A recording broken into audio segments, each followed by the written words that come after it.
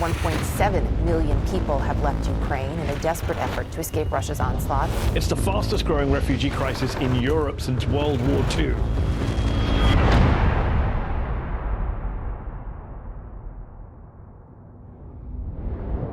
In the middle of the night, the war started, and bombs fell on the airport, which is very, very close to the girls' home.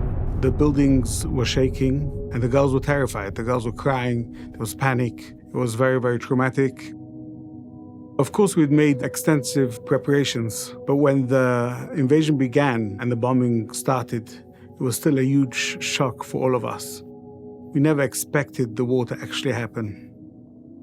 We reached out to all those who had adequate paperwork in order to leave the country. We started sending people on buses, and people had a half an hour to leave their houses. The buses couldn't cross the border. You had to take your suitcase and cross the border on foot, which was 2 hours walk, and it was freezing, freezing cold. It was -4 degrees. And people had to decide what they're taking with them. It's a very, very difficult decision when you have a child in one hand and sometimes 2 children, and you can only take a small bag. That's all your worldly possessions. With the evacuations, when the people were getting on the buses, we saw elderly parents seeing off young family members. That was extremely emotional. They, for whatever reason, couldn't leave Odessa. There was a lot of crying, a lot of hugging. Family farewells are always emotional, but when it's a family farewell, when you really have no idea when you're next going to see the person, and even if, unfortunately, if you're going to see the person, it's particularly difficult. The next morning we realized that we would have to put everyone else on the buses and get them out of there as quickly as possible. It was a very intense time, especially when we left the synagogue. That actual minute when we turned off the lights and left the synagogue was very difficult. Hi everyone, just the last update before we leave. Standing in the synagogue, the lights are off. The Sifrei Torah have all been taken on the buses with us. We're about to leave on a very long journey, not knowing when we'll be back, and it's pretty emotional for everyone. We'll be in touch from the way, and just keep praying that everything goes well. The journey itself was really, really difficult. Hearing sirens constantly, military roadblocks the whole time. There were thousands and thousands of people on foot, cars, buses. You couldn't move for hours and hours.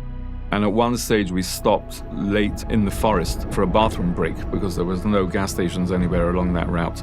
And people kind of scattered into the woods. And I was just scared in general how we would get everyone back onto the buses and make sure we hadn't left everyone behind. But then, just as everyone had scattered, suddenly air raid sirens went off. And then there was just pandemonium because you really don't know how near it is and what's going to happen. And just people naturally started dashing back to the buses, and people were running, and you had people just jumping on the closest bus to them. Then I was actually pretty scared because we were exposed, we were out in the open, we weren't moving. You don't know if the shelling is going to come very nearby. And also just we had to make absolutely sure that everyone was on and back on the right buses. My heart was in my mouth every one of these stops. So we were going to, God forbid, leave a kid behind and we're going to forget someone. We understood that if we're going to drive, it's very likely we're going to have to drive on Shabbat. It's something no one in the community had ever done before. And it was surreal when we stood that Friday night in the gas station and we made Kiddush, which is the blessing of the wine and the opening of Shabbat. You could hear the crying of the adults as they understood in this dark gas station in the middle of nowhere. We're starting Shabbat in a very, very different way than we usually would. It's a life and death decision. Life takes precedence over Shabbat, takes precedence over everything.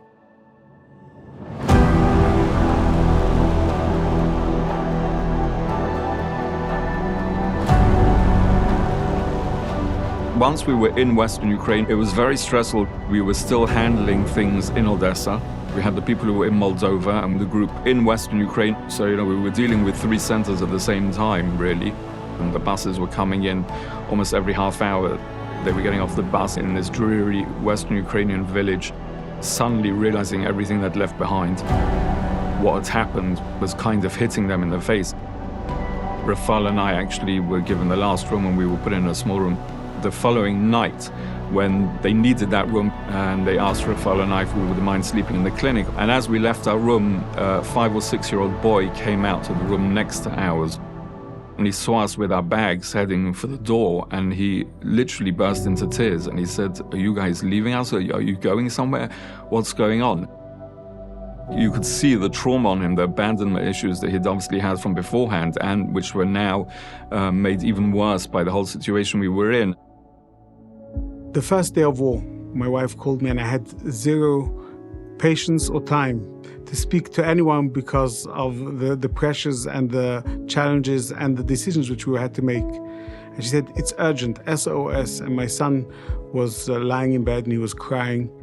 My father's going to die. And I had to put in a happy face and tell him that everything's going to be okay. I'm going to be okay. It's extremely difficult knowing that your family, your children, don't know what's happening with you, and you know they're worried, you know they're concerned, and it's their sacrifice. We were there in total for 10 days in Western Ukraine. Rafal had a window of opportunity to get the children out across the border with help from people on both sides of the border, and we jumped at that opportunity to take the children out.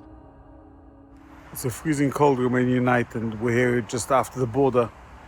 I think it's the right time to say a prayer.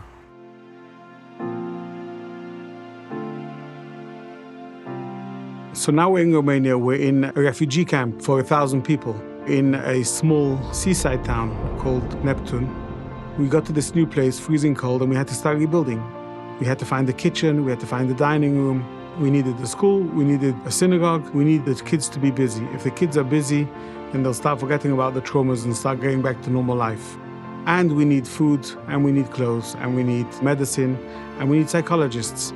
We went to the mayor of the city and we said, "Do you have a school for us?" And he suddenly remembered that there was a school in the area which didn't have enough children, and they closed it in 2017. And he allowed us to use it. The desks, the chairs, everything was clean, everything was tidy. It was as if it was ready for us. So it was one of the small miracles we saw when we came to Romania. We got doctors, volunteers from England. We got trucks of food from all over Europe. We're feeding now 3,000 meals a day. You know, you're starting running. While we're still continuing to bring out buses and save more people and bring the people from Moldova, it was a very difficult period of time, but we set ourselves up. And things started to return closer to the normal which we were used to.